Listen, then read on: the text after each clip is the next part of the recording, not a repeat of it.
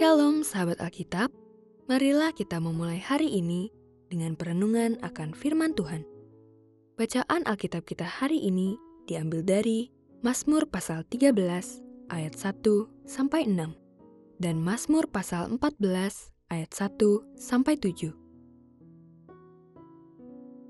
Untuk pemimpin biduan, Mazmur Daud.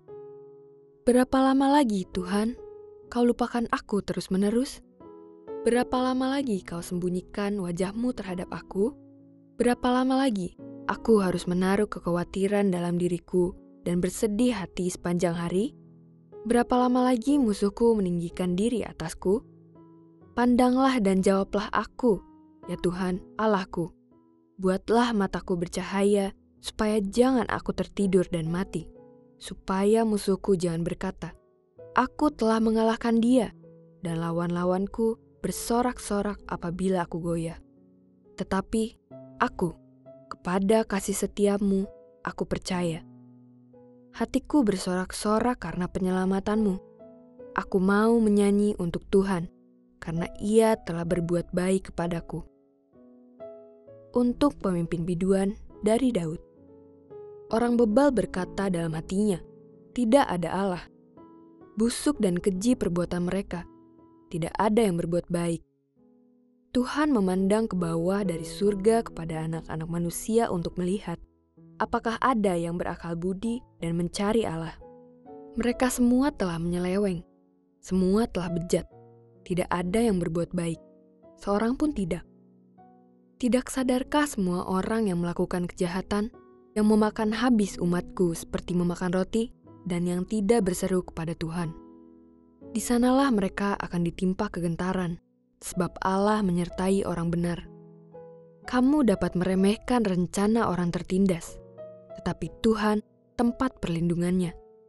Ya, datanglah kiranya dari Sion keselamatan bagi Israel.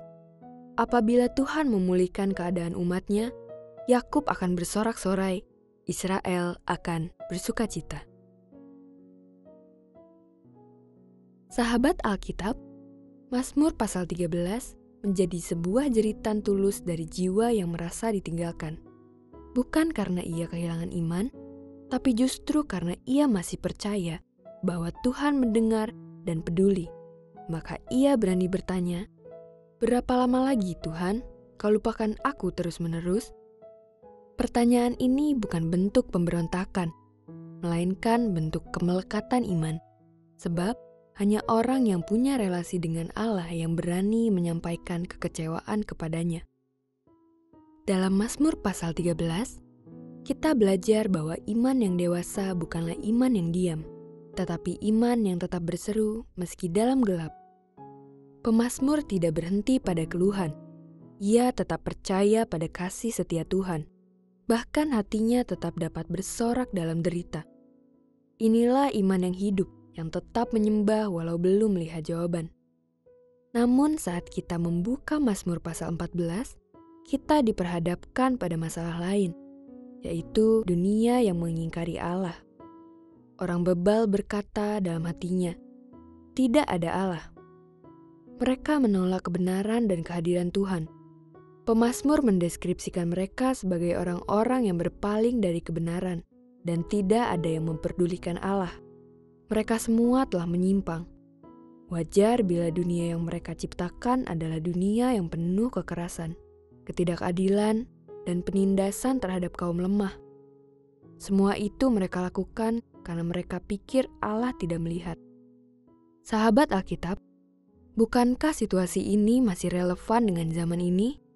Ada banyak orang yang mengejar kuasa dengan cara menindas sesama atau mencari celah dalam tiap kesempatan untuk kepentingan diri dan kelompoknya. Pada akhirnya, mereka yang powerless menjadi korban dari sistem yang tereduksi oleh pihak-pihak yang serakah.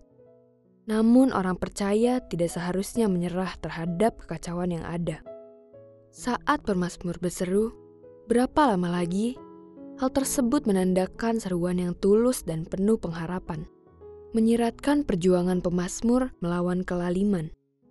Meskipun kegagalan demi kegagalan dilaluinya, tapi ia tetap percaya bahwa semua akan berubah. Hal yang paling menentukan adalah menunggu kapan Tuhan akan bertindak menyelamatkan. Dan ketika itu terjadi, umat-Nya akan bersukacita. Mari kita berdoa. Tuhan yang setia, di tengah ratapan dan ketidakadilan dunia, kami datang kepadamu dengan iman yang lelah, namun tetap percaya. Ajar kami untuk terus berharap, berseru, dan setia meski jawaban belum terlihat. Kuatkan kami agar tidak menyerah pada kegelapan, melainkan tetap hidup dalam kasih dan kebenaran-Mu. Sebab kami percaya Engkau akan bertindak tepat pada waktu-Mu. Dalam nama Yesus kami berdoa, amin.